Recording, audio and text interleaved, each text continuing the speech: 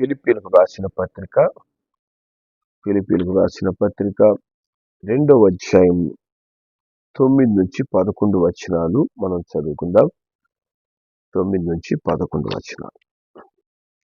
అందుచేతను పరలోకమందున్న వారిలో గాని, భూమి మీద ఉన్న వారిలో కాని, భూమి కింద ఉన్న వారిలో కాని, ప్రతి వాని మోకాలును యేసు నామమున వంగునట్లును, ప్రతి వాని నాలుకయు తండ్రి అయిన దేవుని మహిమార్థమై యేసుక్రీస్తు ప్రభువని ఒప్పుకొనున్నట్లును, దేవుడు ఆయనను అధికముగా హెచ్చించి ప్రతి నామమునకు పైనామమును ఆయనకు అనుగ్రహించెను. హల్లెలూయా. దేవుని నామానికి మహిమ కలుగును గాక. కాబట్టి ప్రభు అయిన యేసు నేల మట్టుకు తగ్గించుకొని ఆయన తను తాను శిలువ మరణానికి అప్పగించుకున్నందువల్ల దేవుడు ఆయన నామాన్ని అన్ని నామముల కంటే అత్యున్నతమైన నామముగా హెచ్చించాడు. అత్యున్నతమైన నామముగా ఆయన నామాన్ని ఘనపరచడమే కాదు, ప్రతి వాని మోకాలు యేసు నామమును పలికే ప్రతి స్థలములో వంగాలని దేవుడు ఆ యొక్క నామాన్ని ఘనపరిచాడు. యేసు నామాన్ని. హల్లెలూయా. దేవుని నామానికి మహిమ కలుగును గాక.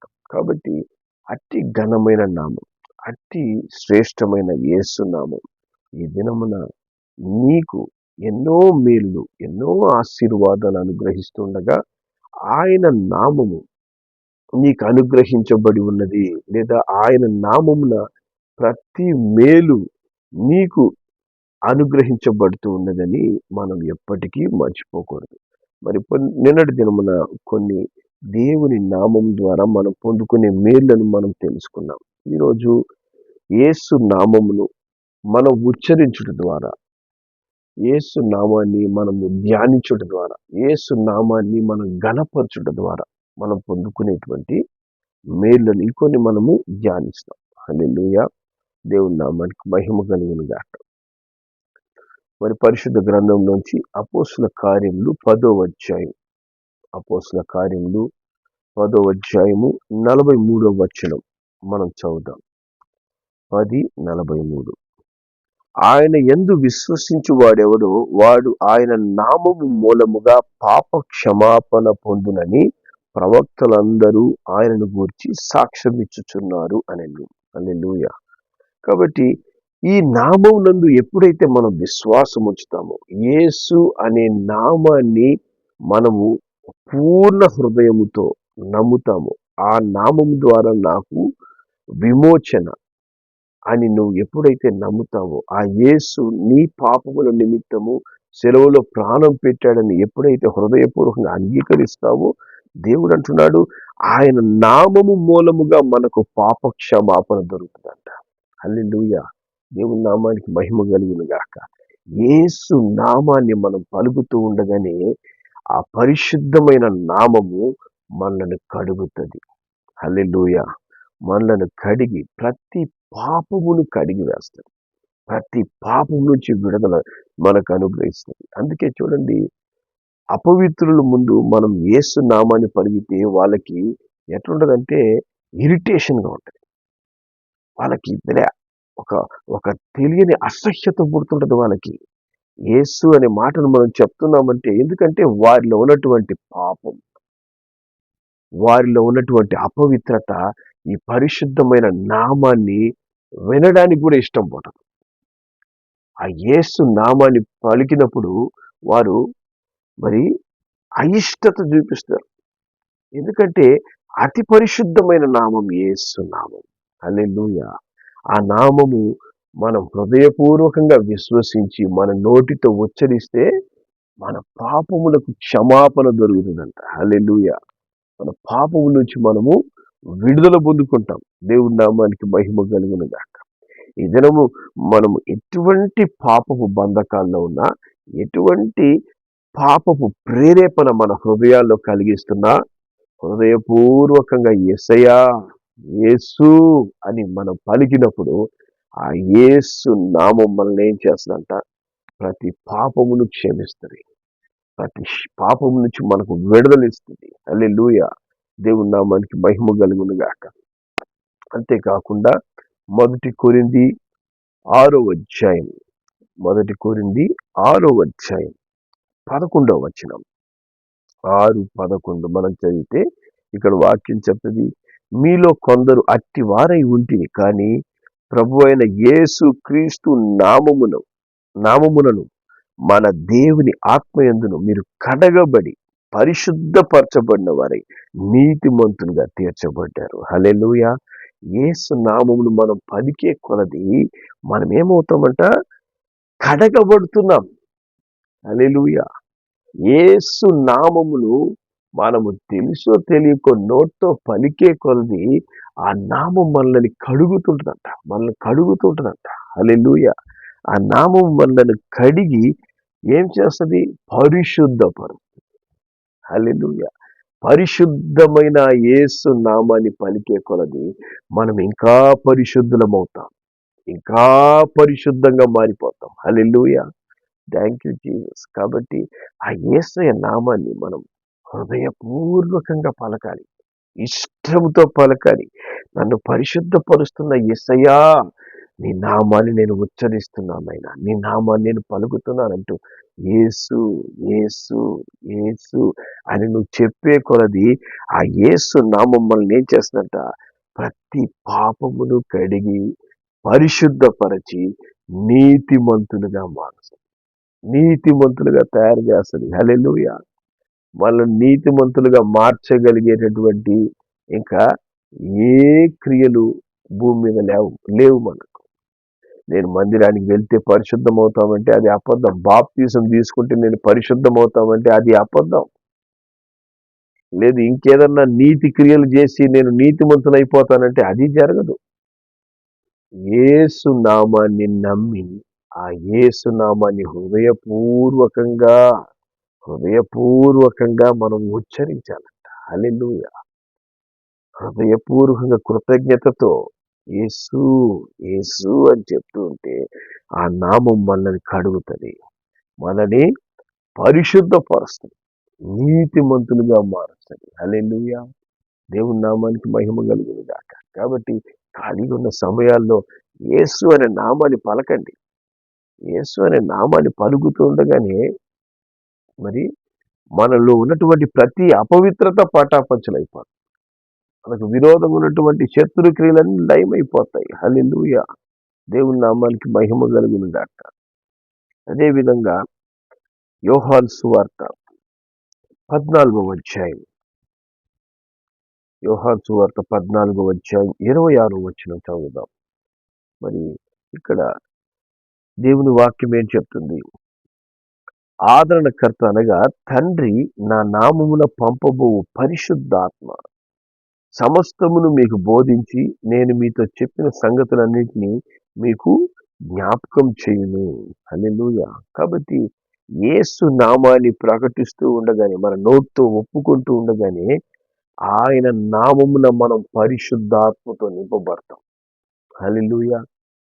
యేసు నామం మన నోట్లో పలికే కొలది, ఆయన నామాన్ని మనం ధ్యానించే కొలది, యేసయ్య నీ జీవితంలో చేసిన మేలులు, ఆయన సిలువలో చేసిన రక్షణ కార్యాలు, పరిశుద్ధ గ్రంథంలో యేసయ్య గురించి నువ్వు ధ్యానించే కొలది ఏమవుతుందంట? దేవుని ఆత్మతో మనం నింపబడతాం. పరిశుద్ధాత్మ మన మీదకు దిగి వస్తుంది. హల్లెలూయా.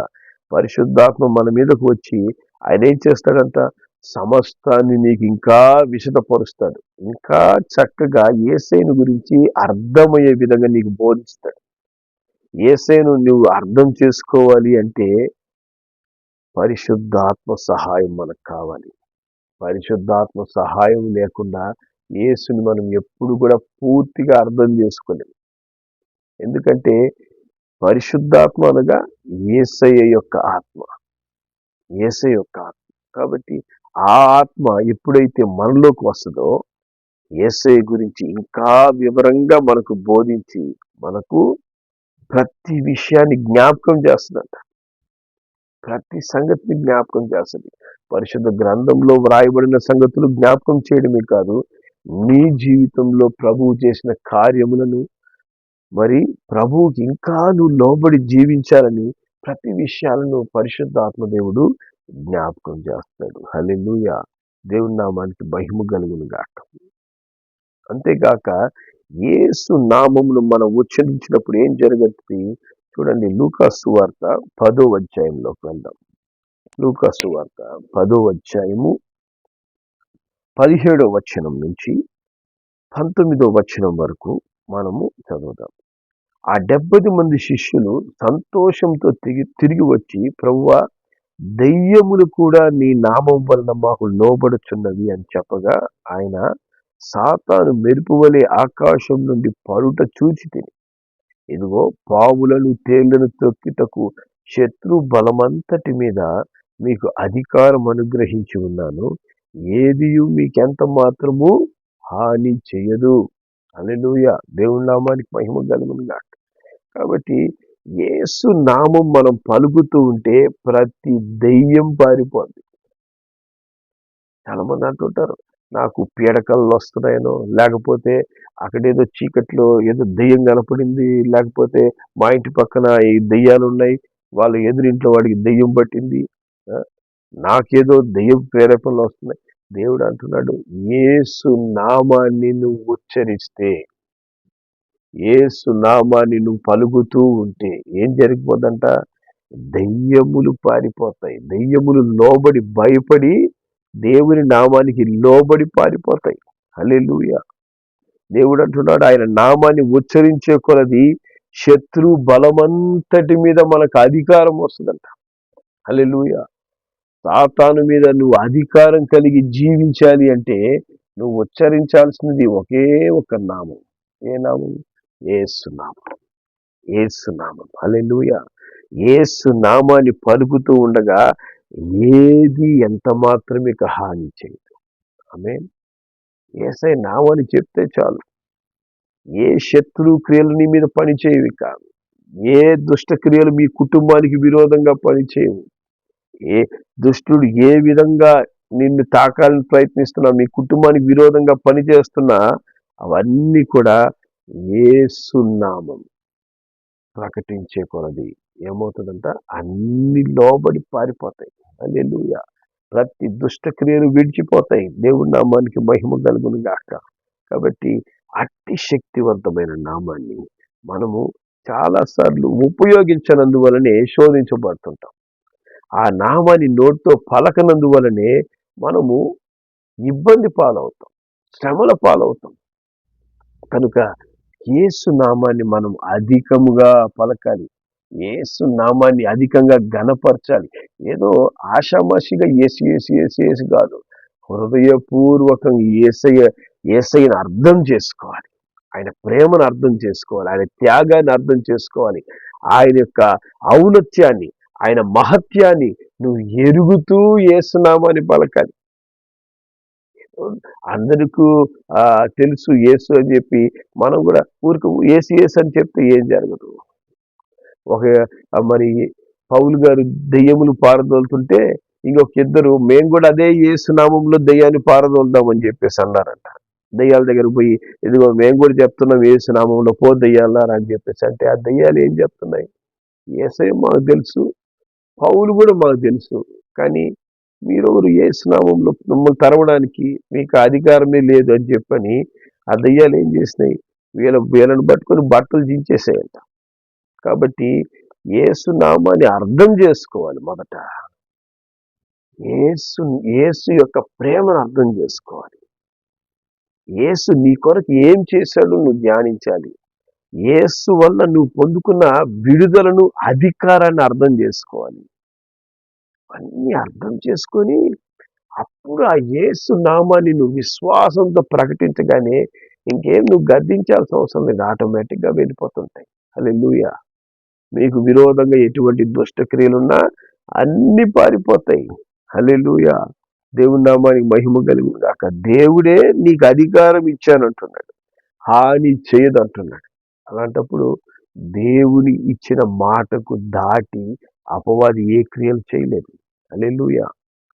అంతేకాకుండా మలాకి గ్రంథంలోకి వెళ్దాం. మలాకి గ్రంథము 4వ అధ్యాయం. మలాకి గ్రంథము 4వ అధ్యాయం 2వ వచనం. అయితే నా నామమందు భయభక్తులు గలవారగు మీకు నీతి సూర్యుడు ఉదయించును, అతని రెక్కలు ఆరోగ్యం కలగజేయును గనుక మీరు బయలుదేరి కొవ్విన దూడలు గంతులు వేయినట్లు గంతులు వేస్తారు. హల్లెలూయా. కాబట్టి యేసు నామమందు నీకు భయము భక్తి ఉండాల. పేరుకు మనం నోటితో చెప్పడం కాదు, ఆ నామాన్ని పలికేటప్పుడే అయ్యా నీ నామాన్ని పలుకుతున్నానయ్యా అనేటువంటి ఆ భయము, ఆ భక్తి, గౌరవంతో కూడిన భక్తి, నటించే భక్తి కాదు, హృదయపూర్వకమైనటువంటి భక్తి నీలో ఎప్పుడైతే ఉంటుందో దేవుడు చెప్తున్నాడు, నీతి సూర్యుడిలాగా ఆయన నీ జీవితం మీద ఉదయిస్తాడు. హల్లెలూయా. నీ జీవితం మీద ఆయన ప్రకాశిస్తాడు. హల్లెలూయా. నిన్ను పరిపూర్ణతలోనికి దేవుడు నడిపిస్తాడు. అంతేకాకుండా ఆయన రెక్కలు ఆరోగ్యాన్ని కలుగజేస్తాయంట. యేసు నామం ప్రకటించే కొలది హృదయపూర్వకంగా మనము ఆరోగ్యవంతులుగా ఉంటాం. హల్లెలూయా. ప్రతి మల్టీవిటమిన్ కంటే మనం వేసుకునే అన్ని టాబ్లెట్ల కంటే అతి శ్రేష్టమైన టాబ్లెట్ ఏంటంటే యేసు అనే నామం. హల్లెలూయా. ఎందుకంటే ఈ నామమే నిన్ను తల్లి గర్భంలో ఉండగానే రూపించిన నామం. ఇప్పటి వరకు నిన్ను బలపరిచిన నామం, నిన్ను నడిపిస్తున్న నామం. కాబట్టి ఈ యేసు నామం పలుకుతూ ఉంటే ఏమవుతుందంట, మన శరీరంలో ప్రతి సెల్ యాక్టివేట్ అవుతుంది. హల్లెలూయా. ప్రతి నరముల్లోనికి యేసు యొక్క జీవం ప్రవహించి మనకు ఆరోగ్యం. హల్లెలూయా. యేసు నామం ప్రకటించే కొలది మన నోటితో విశ్వాసముతో ఆయన ఎందు భయభక్తులు కలిగి ఆ నామాన్ని చెప్తూ ఉండగానే మనకు ఆరోగ్యం కలిగి ఎగిరి గంతులు వేస్తామంట. హల్లెలూయా. అక్కడ కుంటివాడు శృంగారపు దేవాలయ ద్వారం యొద్ద ఉన్నప్పుడు ఆ కుంటివాడు పుట్టుకతో కుంటివాడిని ఆయన చూసి వీళ్ళు ఏం చెప్తున్నారు, నజరేయుడైన యేసు నామంలో లేయి అని చెప్పేసి అన్నారు. అంతే. హల్లెలూయా. ఆ నామాన్ని ఉచ్చరించగానే అతనికి ఆరోగ్యం వచ్చింది. ఆరోగ్యంతో అతను లేచి నిలబడుతున్నాడు. యేసు నామంలో లేచి నిలబడన్నా. హల్లెలూయా. యేసు నామానికి అంత శక్తి ఉంది, ఆరోగ్యం ఉంది. ఆ యేసు నామం ప్రకటించినప్పుడు మృతులు కూడా సజీవులు అవుతారు.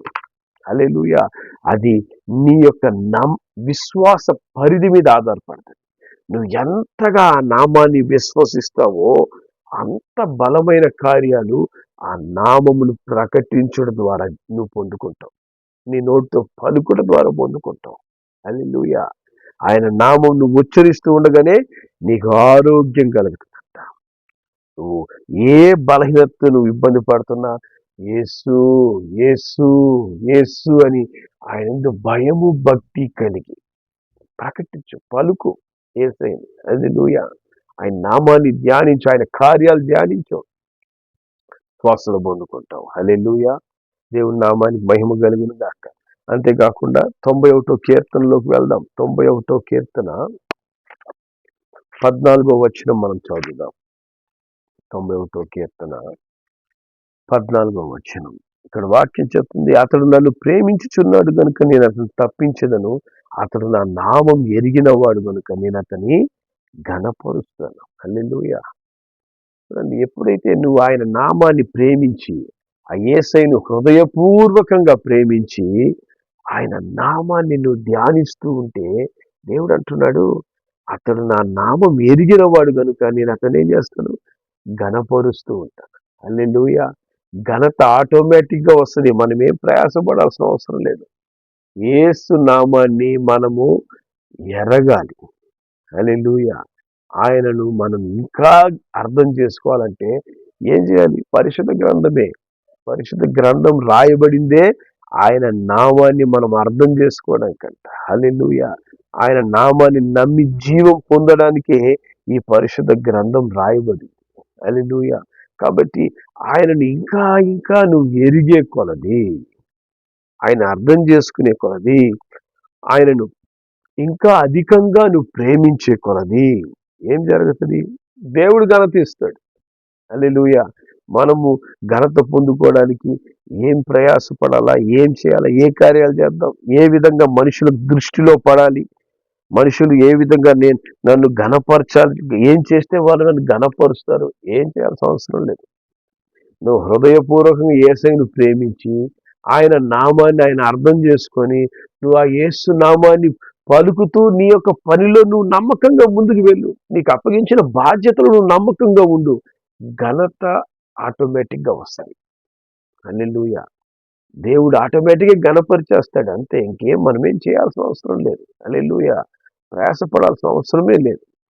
ఆయన నామాన్ని నువ్వు ఎరిగితే, ఆయనను నిజంగా నువ్వు ప్రేమిస్తే ఆయనే నీకు ఘనత ఇస్తాడు. దేవుడు ఒకరిని ఘనపరిచాడంటే ఇంకా ఆ ఘనతను తగ్గించడం ఎవరి వల్ల కాదు.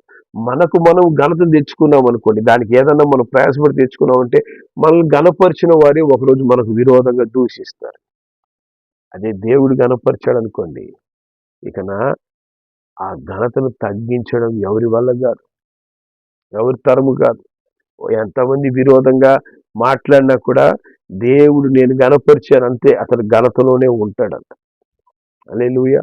పరిశుద్ధ గ్రంథంలో దేవుడు దావీదును ఘనపరిచాడు. హల్లెలూయా. ఆ ఘనతను ఇంకెవరు తీయలేకపోయారు అంతే. ఘనపరిచాడు. శిష్యులను దేవుడు ఘనపరిచాడు. వాళ్ళు చేపలు పట్టుకునే వాళ్ళు సామాన్యులు, కానీ దేవుడు వాళ్ళని ఘనపరిచాడు. ఇంకా ఆ ఘనతను తీసివేయలేకపోయారు. హల్లెలూయా. అదేవిధంగా దేవుడంట ఆయన నామాన్ని మనం ప్రేమించి, ఆయనను హృదయపూర్వకంగా ప్రేమించి, ఆయనని ఇంకా నువ్వు సరిగా అర్థం చేసుకుంటే ఘనత దానంతట తానే వస్తుంది. హల్లెలూయా. దేవుని నామానికి మహిమ కలుగును గాక. అంతేకాకుండా మరి సామెతల గ్రంథం 18వ అధ్యాయం, సామెతలు 18:10 వచనం దేవుని వాక్యం చెప్తుంది ఇక్కడ, యెహోవా నామం బలమైన దుర్గం, నీతిమంతుడు అందులో పరిగెత్తి సురక్షితంగా ఉంటాడు. కాబట్టి ఆయన నామం పలికే కొలది మనకు, మన కుటుంబానికి క్షేమం కలుగుతుంటుంది. సురక్షితంగా మనం ఉంటాం. హల్లెలూయా. సురక్షితంగా అది ఆయన నామం ఒక బలమైన దుర్గం వలె మనము క్షేమాన్ని అనుభవిస్తామంట. హల్లెలూయా. మనము సురక్షితంగా ఉంటామంట. దేవుని నామానికి మహిమ కలుగును గాక. కాబట్టి నువ్వు ఎన్ని ప్రయత్నాలు చేసినా క్షేమాన్ని పోతున్నట్లయితే నువ్వు చెప్పాల్సింది ఏంటంటే ఏసునామాన్ని నువ్వు పలుకుతూ వెళ్తుండు. ఎక్కడ ప్రయాణమై వెళ్తున్నావా? ఏసునామాన్ని పలుకుతూ వెళ్ళు. హల్లెలూయా. నువ్వు ఇంట్లో ఉన్నావా లేదా ఏ సమస్యలో ఉన్నావా? ఏసునామాన్ని పలుకు హృదయపూర్వకంగా. ఆటోమేటిక్గా పరిస్థితులన్నీ మారుతాయి. అక్కడ దేవుడు సురక్షితంగా నిన్ను కాపాడుతాడు. హల్లెలూయా. బలమైన దుర్గం వలె నిలబడతాడు. నీ పరిస్థితులన్నీ నుంచి తప్పించబడ్డానికి నీకు ఆయన శక్తివంతమైన కార్యాలు కనబరుస్తాడు. హల్లెలూయా. అదేవిధంగా చివరిగా ఇంకొకటి మనం చదివి ముగించేద్దాం. ప్రకటన గ్రంథం 22వ అధ్యాయం, ప్రకటన గ్రంథము 22వ అధ్యాయము 4వ వచనం మనం చదువుదాం. ఆయన దాసులు ఆయన సేవించుచు ఆయన ముఖ దర్శనం చేయుచు ఉందురు, ఆయన నామం వారి నొసళ్ళ యందు ఉండును. హల్లెలూయా. ఆయన నామం అంట మనకు దేవుడు ఏం చేస్తాడంటే మన నొసళ్ళ మీద రాస్తాడు. హల్లెలూయా. మన యొక్క నొసళ్ళ మీద ఏం కనపడదంటే యేసు నామం. హల్లెలూయా. యేసయ్య నామం మన నొసళ్ళ మీద ఉంటుంది. కొంతమంది ఏం చేస్తుంటారంటే రోడ్లో కొంతమంది పెద్ద పెద్దగా నామాలు పెట్టుకొని పోతుంటే వాళ్ళు ఎర్రటి నామము, తెల్లటి నామాలు పెట్టుకొని ఉంటే వాటిని చూసి పోయమ్మ ఇదేంటి ఇంత పెద్ద నామాలు పెట్టుకోవాలి. వాళ్ళ నామాల్లో శక్తి లేదు. మన నొసల మీద దేవుడంట యేసు నామాన్ని రాస్తాడు. హల్లెలూయా. ఆ నామం ఎవరికి కనపడుతుంది? వారిలో ఉండే దురాత్మలకు కనిపిస్తుంది. అందుకే వాళ్ళకి ఇరిటేషన్ అయిపోతుంది. మన నొసళ్ళ మీద యేసయ్య ఏం చేస్తాడు? తన నామాన్ని రాసిపెట్టి ఉన్నాడు. హల్లెలూయా. ఆయన నామం మన నొసల మీద రాసిపెట్టి ఇతను నా కుమారుడు, ఈమె నా కుమార్తె అని యేసయ్యని నొదుటి మీద రాసిపెట్టున్నాడు. హల్లెలూయా. ఆయన నామమును నువ్వు అర్థం చేసుకునే కొలది నీ నొసల మీద దేవుడు ఆ నామాన్ని రాసిపెట్టాడు. హల్లెలూయా. వాళ్ళు రాసినటువంటి ఏ యొక్క ఎర్ర రంగు, నల్ల రంగు, పచ్చ రంగు అవన్నీ కూడా నీళ్లు పోస్తే పోతాయి. యేసయ్య నామము ఏమి చేసినా పోదు. మనం తుడుచుకుంటామన్నా పోదు. హల్లెలూయా. ఒకసారంట ఒక వ్యక్తికి ఎయిడ్స్ వ్యాధితో బాధపడుతున్నాడు. బాధపడుతుంటే అతను ఎయిడ్స్ వ్యాధితో బాధపడుతుండి కూడా స్వస్థత కొరకు యేసయ్య నామాన్ని ప్రార్థన చేయడం లేదంట. యేసయ్య నామం అడగడం లేదంట. చాలా మంది చెప్పారంట యేసయ్య ప్రార్థన చేయని స్వస్థపరుస్తాడని చెప్పి. అయినా ఆయన ప్రార్థన చేయడం లేదంట. ఒకరోజు సడన్ గా యేసు ప్రభు ఆయన ముందు ప్రత్యక్షమయ్యాడంట. ప్రత్యక్షమయ్యి ఆ, నేను నిన్ను స్వస్థపరుస్తానని చెప్పేసి అంటే అతను అన్నాడంట, నాకు నువ్వు అక్కర్లేదు. ఆ, నేను ఎప్పుడు నీ కొరకు నీకు ప్రార్థన చేయలేదు. నువ్వు నాకు వద్దంటే అప్పుడు యేసే అన్నాడంట, నీ హృదయం మీద నా నామం రాయబడింది చూడని చెప్పి. ఆయన హృదయం వైపు చూడగానే అక్కడ యేసు అనే పేరు రాయబడిందంట. ఆయన దాన్ని చూసి తుడిచేయాలని ఎంతో ప్రయత్నం చేస్తున్నాడు. ఎంత ప్రయత్నం చేస్తున్నా ఆ నామం పోవడం లే. అట్టే ఆ నామం రాయబడి ఉందంట. అప్పుడు ఆ యొక్క పడక మీదనే పడుకొని లేయలేని స్థితిలో అతను దేవా నన్ను క్షమించు అని చెప్పినప్పుడు పక్కన రోజు నుంచి ఊడిపోయిన గోర్లు మళ్ళా మొలవడం ప్రారంభించి ఆయనకి తిరిగి పూర్తి ఆరోగ్యం పొందుకొని ఇదైనా ఒక దేవుని సేవకుడిగా మారినాడు. హల్లెలూయా. యేసయ్య నామం రాసిన తర్వాత దాన్ని ఎవరు తొడపలేరు. అదేనా చాక్ పీస్తో రాసింది కాదు. హల్లెలూయా. తన రక్తముతో యేసు అనే నామాన్ని మన నుదుటి మీద రాస్తాడు ఆయన. హల్లెలూయా. ఆ నామము ఎవరికి కనపడుతుందంటే మీకు విరోధంగా పనిచేసే దుష్టునికి కనపడుతుంది. యేసు నామం వీరి నుదుటి మీద రాయబడి ఉంది. వీరిని మనం తాకలేమని చెప్పి. హల్లెలూయా. అట్టి శక్తివంతమైన నామం యేసయ్య నామం. ఆయన నామాన్ని నువ్వు ఎంతగా ధ్యానిస్తున్నావు? ఆ నామాన్ని యొక్క విలువను మనం గ్రహిస్తున్నామా? ఆ నామాన్ని మనము ఎరిగి ఉపయోగిస్తున్నామా? హల్లెలూయా. చాలాసార్లు మనము ఆయన నామాన్ని విస్మరిస్తాం. విలువ ఎరగని వారంగా మనం ప్రవర్తిస్తాం. కాబట్టి దేవుని నామాన్ని ఉచ్చరించండి. దేవుని నామాన్ని అర్థం చేసుకోండి. దేవుని నామాన్ని ఘనపరచడం ప్రారంభించండి. దేవుడు గొప్ప కార్యాలు చేస్తాడు. ప్రార్థన చేద్దాం. ప్రేమగల మా తండ్రి, కృప కలిగిన మా నాయన, ఈరోజు మరి ఒక్కసారి యేసయ్య నీ నామంలో ఉన్నటువంటి ఆశీర్వాదాలు మేము ధ్యానించేందుకు మీరు ఇచ్చిన కృపను బట్టి స్తోత్రం. అయినా నీ నామములో మాకు పాప క్షమాపణ, నీ నామములో మాకు పరిశుద్ధత, నీ నామం ద్వారా పరిశుద్ధాత్మ అభిషేకం, నీ నామం ద్వారా సాతానుపై అధికారం, నీ నామము ద్వారా ఆరోగ్యం, అయినా నీ నామము ద్వారా ఘనత, నీ నామము ద్వారా కాపుదల. తండ్రి, నీ నామం మా నుదిటి మీద ఈ దినం రాయబడి ఉన్నందుకు వందనాలు. యేసు నామం ధరించిన వారముగా తండ్రి మా జీవితాల్లో అన్ని పరిస్థితుల్లో మేము జయ జీవితంలో ప్రభువుని ఘనపరిచేవారిగా, ఇతరులను తండ్రి అట్టి కాపుదల్లో రక్షణలో నడిపించేవారిగా మమ్మల్ని మా కుటుంబములను ఆశీర్వదించి కాపాడి నడిపించమని యేసు నామంలో ప్రార్థిస్తున్నాం తండ్రి. ఆమేన్.